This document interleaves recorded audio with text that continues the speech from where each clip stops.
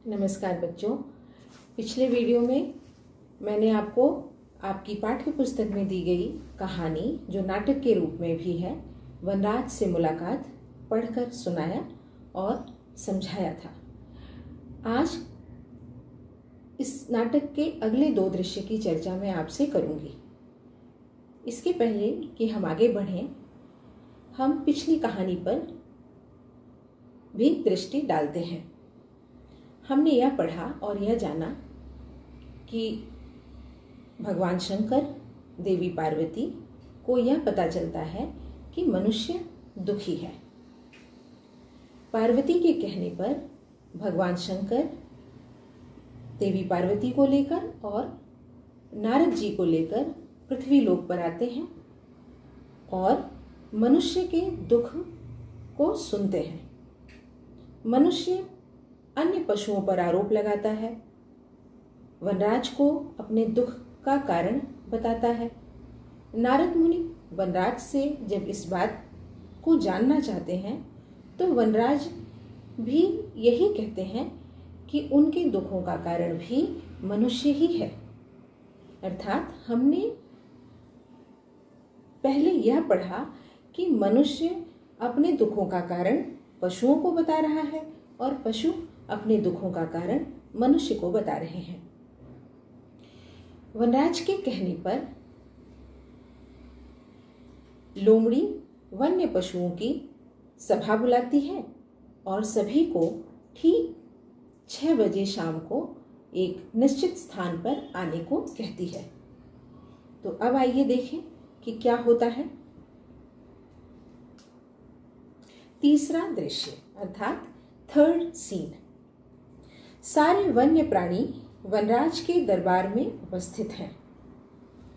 वनराज: मेरे प्रजाजनों, आज हमारे वन में नारद मुनि आए हैं। सब प्राणी इन्हें प्रणाम करो। सभी प्राणी प्रणाम करते हैं। वनराज आगे कहते हैं, नारद मुनि मानव की शिकायत लेकर आए हैं। तुम सब उस शिकायत को सुनो और उसका समाधान करो। नारद: प्राणियों, क्या तुम्हें मानव से कोई कष्ट है? हिरण: महाराज, हमारे घर वन जिसमें हम सभी भाई बहन हिल मिलकर रहते थे, नष्ट कर दिए गए हैं। आप ही बताइए, अब हम कहाँ रहें? बंदर उछलता कूदता आता है। मेरी भी कुछ सुनिए महाराज। नारद: हाँ, सुनाओ बंदर मामा। बंदर: जब पेड़ ही न रहेंगे तो हमारा क्या होगा? हमें भोजन कहाँ से मिलेगा?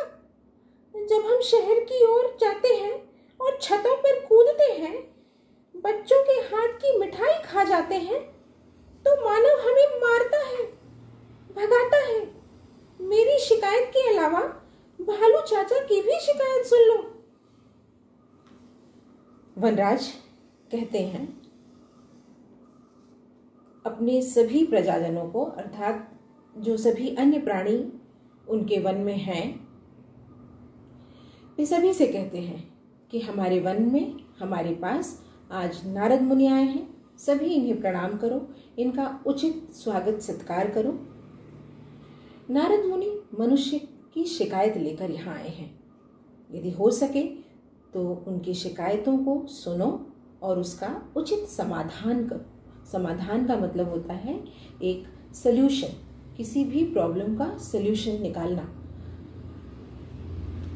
नारद जी पूछते हैं कि हे प्राणी, अर्थात सभी पशुओं को संबोधित करते हुए कहते हैं, प्राणी का मतलब यहाँ पर होता है बच्चों, किसी भी लिविंग बीइंग को प्राणी कहा जाता है। सिर्फ मनुष्य को प्राणी नहीं कहते हैं, सभी जिनमें जान होती है, जीवन होता है, उन्हें हम प्राणी कहते हैं। पशुओं को संबोधित करते हुए, उन्हें एड्रेस करते हुए नारद जी कहते हैं कि तुम्हें क्या कष्ट है? उनकी यह बात सुनकर हिरण, हिरण का मतलब है डियर, मैंने पहले भी आपको बताया था, वह कहता है कि हम जिस वन में रहा करते थे, हम सभी भाई बहन हिल मिल कर रहा करते थे, उस वन को नष्ट कर दिया गया है। मनुष्यों ने हमारे वन को नष्ट कर दिया है। लकड़ी के लालच में जंगलों को काटना, वनों को नष्ट करना, यह मनुष्य का ही काम हो सकता है। ये तो आप भी जानते हैं। हिरण इसी बात की शिकायत नारद मुनि से करता है। तब तक बंदर भी उछलता हुआ आता है और कहता है, मेरी भी तो सुनिए। और फिर अपनी शिकायत के तौर पर वह यह बताता है कि जब पेड़ ही नहीं होंगे तो हम कहाँ जाएंगे। बच्चों, बंदर पेड़ पर रहते हैं और मनुष्य पेड़ों को काट रहा है, अर्थात उनके घरों को नष्ट कर रहा है। यदि हमारे घर को कोई नष्ट करे, हमारे रहने की जगह ना हो, तो हम कहाँ जाएंगे, हम कहाँ रहेंगे। हम मनुष्य हैं, हम अपनी व्यवस्था हो सकता है कहीं और कर लें, किंतु ये तो निरीह भोले भाले पशु हैं। इन्हें तो यह भी नहीं पता कि यदि इनका घर नष्ट हो जाए तो इन्हें क्या करना चाहिए। बंदर अपनी शिकायत कहता है कि मेरे घरों को नष्ट कर दिया गया है, पेड़ों को काट दिया जा रहा है, मैं कहाँ जाऊं। यदि मैं शहर जाता हूँ, छतों पर जाता हूँ, बच्चों के हाथ की मिठाई खा जाता हूँ, तो लोग मुझे भगाते हैं, मारते हैं। यहाँ मैं ये कह सकती हूँ बच्चों कि हम मनुष्य हैं, हम अपनी बुद्धि से काम लेते हैं और हर समस्या का कोई न कोई समाधान निकाल लेते हैं। किंतु जो पशु हैं, जो साधारण जानवर हैं, उनके पास बुद्धि नहीं होती। वे वही करते हैं जो उन्हें सही लगता है। यदि उन्हें भूख लगती है तो वे शिकार करते हैं, यदि उन्हें भूख नहीं लगती तो उस अवस्था में वे शिकार नहीं भी करते हैं। इसीलिए दिमाग से काम लेना हमारा काम है, उनका काम नहीं है। हम यदि उनके घरों को नष्ट करेंगे तो वे हमारे घरों की ओर अवश्य आएंगे, इसमें उनका दोष नहीं है। फिर बंदर कहता है, ये तो मेरी शिकायत है, अब आप भालू चाचा की भी शिकायत सुनिए। भालू क्या कहता है, आइए सुने। तुम खाने की बात करते हो, मैं प्यासा हूँ, नहाने को भी पानी नहीं मिलता। पानी इतना दूषित हो गया है कि उसमें से दुर्गंध आती है। नारद, ऐसा क्यों? भालू, नदी के पानी में चमड़े के कारखानों की गंदगी को बहाया जाता है, जिससे पूरी नदी दूषित हो गई है। भालू कहता है, खाने की बात तो दूर की बात है, मुझे तो पीने के लिए भी पानी नहीं मिलता, नहाने को भी पानी नहीं मिलता। नदी का पानी दूषित हो गया है। दूषित का अर्थ होता है गंदा, पोल्यूटेड। वह कहता है नदी का पानी दूषित हो गया है। चमड़े के कारखानों से निकली गंदगी को नदी के पानी में बहाया जाता है। मनुष्य तरह तरह के कारखाने लगा रहा है अपने आप को विकसित करने के लिए, और ज्यादा और अधिक पैसे कमाने के लालच में वह फैक्ट्रीज, कारखाने लगा रहा है। उत्पादन के बाद, प्रोडक्शन के बाद जो वेस्टेज होता है, जो गंदगी बचती है, उसे कहाँ फेंका जाता है? नदी में, जिससे नदी का पानी दूषित हो जाता है, गंदा हो जाता है। उसे जंगली जानवर पीते हैं, नदी में रहने वाले अन्य प्राणी उस पानी को पीते हैं और मर जाते हैं। हमारी भावनाएं कहाँ मर गई हैं? हम इन बातों को क्यों नहीं सोचते? भालू यही बात कहता है कि खाने की बात तो दूर, मुझे तो नहाने और पीने के लिए भी पानी नहीं मिलता। पानी से दुर्गंध आती है, गंदी बदबू आती है। वनराज कहते हैं, मुनि जी, सुन ली आपने हमारी शिकायत, हमारी व्यथा की कहानी। अब आप शंकर और पार्वती जी को हमारी व्यथा सुना दें। नारद, ठीक है, मैं भगवान को तुम्हारी व्यथा सुना दूंगा। नारद जी चले जाते हैं। जब पशुओं की बातें समाप्त हो जाती हैं तब वनराज नारद जी से कहते हैं कि अब आपने सुन ली हमारी व्यथा की कहानी। व्यथा का अर्थ होता है कष्ट, दुख, तकलीफ, पीड़ा, जिसे अंग्रेजी में कहते हैं पेन। वनराज जी कहते हैं कि अब आपने सुन ली नारद मुनि जी हमारे कष्ट की कहानी, हमारी तकलीफों की कहानी। अब जाइए और भगवान शंकर और देवी पार्वती को सुना दीजिए कि हम किस तरह से जी रहे हैं। नारद जी कहते हैं ठीक है, मैं उन्हें आपकी कहानी सुना दूंगा। यह कहकर वे वहां से चले जाते हैं। तो यह था तीसरा दृश्य। आइए अब आगे बढ़ते हैं और देखते हैं कि चौथे दृश्य में क्या होता है। मंच पर शंकर एवं पार्वती के सामने नारद खड़े हैं। मंच पर बच्चों यह एक नाटक है जो एक मंच पर हो रहा है, एक स्टेज पर हो रहा है। वहां चौथे दृश्य में हम देखते हैं कि भगवान शंकर, देवी पार्वती और नारद मुनि मंच पर खड़े हैं, स्टेज पर खड़े हैं। पार्वती, भगवान नारद जी ने संसार का जो वृत्तांत सुनाया उसे सुनकर मन को बड़ा दुख हुआ। शंकर, इसके लिए दोषी कौन है नारद जी? किसी समझदार मानव को बुलाकर वन्य प्राणियों की विपदा सुना दीजिए। पार्वती कहती हैं कि नारद जी से पशुओं की व्यथा कथा को सुनकर मन को बड़ा दुख हुआ। संसार का वृत्तांत सुनकर, वृत्तांत का अर्थ होता है पूरी कहानी, जिसे अंग्रेजी में रिपोर्ट भी कह सकते हैं। वे कहती हैं कि नारद मुनि के मुख से संसार की कहानी सुनकर, संसार की पीड़ा को सुनकर मुझे बड़ा दुख हुआ।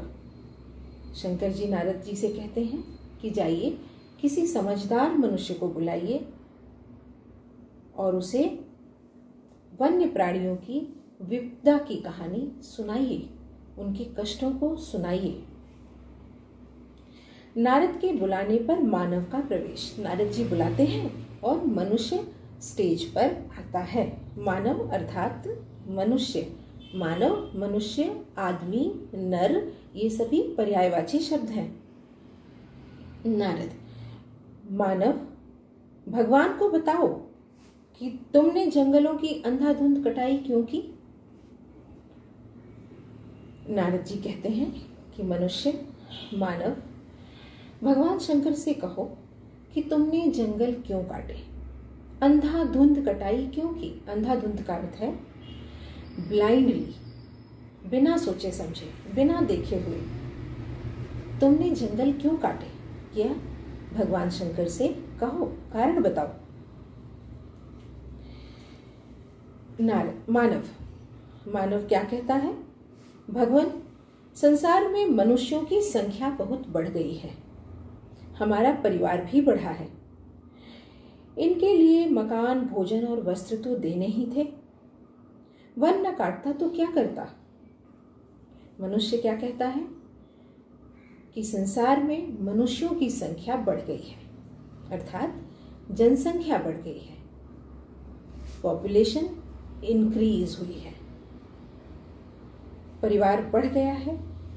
परिवार में जितने लोग हैं उन सभी का भरण पोषण करना है, उनको पालना पोसना है, उन्हें भोजन देना है, वस्त्र देना है। तो यदि मैं जंगल जाकर पेड़ों को न काटता और उनकी लकड़ियों को न बेचता तो मेरी कमाई कहाँ से होती और मैं अपने परिवार का पालन पोषण कैसे करता? बात सही भी है। यदि जनसंख्या बढ़ती है तो उसका असर पूरी प्रकृति पर पड़ता है। इसीलिए हमें यह भी ध्यान देना चाहिए कि जनसंख्या पर नियंत्रण बहुत आवश्यक है। नारद, मानव, क्या तुम्हें मालूम नहीं था कि वनों से प्रकृति का संतुलन कायम रहता है? अगर वनों को की अंधाधुंध कटाई होती है तो सभी के लिए भोजन, पानी, वस्त्र और शुद्ध हवा की कमी पड़ जाएगी। नारद कहते हैं कि मनुष्य, क्या तुम्हें यह बात पता नहीं थी कि जंगल प्रकृति के संतुलन को बनाए रखते हैं? संतुलन का अर्थ होता है बैलेंस। प्रकृति संतुलित रहती है। इकोसिस्टम आपने पढ़ा होगा साइंस में। यदि इकोसिस्टम में आपने ये ज़रूर जाना होगा कि उसके डिफरेंट कंपोनेंट्स होते हैं, जैसे हम हिंदी में घटक कहते हैं। यदि एक भी घटक, एक भी कंपोनेंट इकोसिस्टम से निकाल लिया जाए तो पूरी प्रकृति इम्बैलेंस हो जाती है, असंतुलित हो जाएगी। तो वन तो प्रकृति का सबसे बड़ा घटक है। यदि वन न हुए तो प्रकृति ही न होगी। फिर उसके बाद खाना, पीना, वस्त्र, भोजन और इन सब से बढ़कर शुद्ध हवा की कमी पड़ जाएगी। पेड़ों से हमें प्राण वायु मिलती है, ऑक्सीजन, जिसे अंग्रेजी में ऑक्सीजन कहते हैं। प्राण वायु, ऐसी हवा जो हमें प्राण भरे। तो यदि जंगल ना होंगे, पेड़ ना होंगे तो हमें शुद्ध हवा कहाँ से मिलेगी? हमें प्राण वायु कहाँ से मिलेगी? मनुष्य, क्या तुम्हें इन बातों की जानकारी नहीं थी? नारद जी मनुष्य से पूछते हैं। अब देखिए आगे क्या होता है। मानव क्या कहता है? महाराज, अपने अज्ञान के कारण मैं जंगलों को व्यर्थ समझता था। मुझे नहीं मालूम कि मनुष्य का संपूर्ण अस्तित्व पर्यावरण पर निर्भर करता है। इस पर्यावरण पर मैंने बिना सोचे समझे प्रहार किया है। मनुष्य कहता है कि भगवान, हे महाराज, हे नारद मुनि, मैं अज्ञान के वश में, मैं अज्ञानी था, ना समझ था, और अपने अज्ञान के वश में मैं जंगलों को काटता रहा। मुझे नहीं पता था कि यदि पर्यावरण ना हुआ तो मनुष्य का अस्तित्व मिट जाएगा। अस्तित्व का अर्थ होता है एग्जिस्टेंस। यदि प्रकृति ना हुई, पर्यावरण ना हुआ तो मनुष्य नहीं रह पाएगा, या मैं नहीं समझ पाया। मैंने अपने तुरंत होने वाले फायदे के विषय में सोचा। मैंने लकड़ी काटी, पेड़ों को गिराया, लकड़ियों को ले जाकर बेच दिया, और मुझे जो पैसे मिले मैंने उन पैसों की ओर देखा। मैंने यह नहीं समझा कि एक एक पेड़ यदि मैं काटता रहूंगा तो भविष्य में ना तो जंगल रहेंगे, ना शुद्ध हवा मिलेगी, ना प्राणी ही संसार में बचेंगे। संसार का संपूर्ण अस्तित्व समाप्त हो जाएगा। मैं अज्ञानी था, मैंने इन बातों पर ध्यान नहीं दिया। लकड़हारे का प्रवेश। मनुष्य के इतना कहने के बाद लकड़हारा यानी वुड कटर वह मंच पर आता है, स्टेज पर आता है। नारद, देखो लकड़हारा भी आ गया। क्यों लकड़हारे? वन में लकड़ी की कमी क्यों हुई? नारद जी कहते हैं, लकड़हारे, वन में लकड़ी कम क्यों हो गई? लकड़हारा, भगवान, वन बेरहमी से काट दिए गए। हमारा परिवार बढ़ा और दिनों दिन लकड़ी की आवश्यकता बढ़ी। आखिर इस वन की दुर्दशा हो गई। इसके लिए हम भी दोषी हैं। लकड़हारा और मानव सिर झुका लेते हैं। पर्दा गिरता है। लकड़हारा आता है तो नारद जी पूछते हैं कि लकड़हारे, वन में लकड़ी की कमी क्यों हुई? लकड़हारा कहता है कि इसमें हमारा ही दोष है। हमारा परिवार बढ़ा, जनसंख्या बढ़ी, और अपने परिवार के भरण पोषण के लिए हमने प्रकृति पर चोट किया, प्रहार किया, लकड़ियों को काटा, वनों को समाप्त किया, और वन की दुर्दशा का कारण बने। तो इस तरह से मनुष्य अपनी गलती को स्वीकार करता है और आने वाले दिनों में पेड़ों को न काटने का संकल्प भी कहीं ना कहीं शायद लेता है। पर्दा गिर जाता है, अर्थात नाटक समाप्त होता है। आपने देखा होगा जब नाटक शुरू होता है तो पर्दा उठता है और नाटक की समाप्ति पर पर्दा गिर जाता है। पर्दा गिरता है एक संदेश के साथ, मैसेज के साथ। वो संदेश क्या है कि हम ईश्वर की सबसे बुद्धिमान रचना है, यानी हमारे अंदर अन्य प्राणियों से ज्यादा बुद्धि है। तो हमें अपनी बुद्धि का प्रयोग करना चाहिए। लकड़ियों को काटना, वनों को नष्ट करना, प्रकृति को नुकसान पहुंचाना कहीं ना कहीं हमारे लिए खतरा का विषय बन सकते हैं। आज की स्थिति में आप इन बातों को ध्यान से सोचिए कि क्या यह बात सही है या गलत है। इस तरह से नाटक यहाँ समाप्त होता है। बच्चों, नाटक को पढ़ते हुए नाटककार का नाम अवश्य ध्यान में रखिएगा। नाटककार हैं श्रीमती सावित्री मसीह। उन्होंने इस नाटक को लिखा है। एक बार इसमें दिए गए मौखिक प्रश्नों को ध्यान से पढ़िए और उत्तर स्वयं ही मौखिक रूप से अर्थात ओरली देने का प्रयत्न कीजिए। यदि आपको कहीं तकलीफ होती है तो मैं हूं ना। धन्यवाद बच्चों।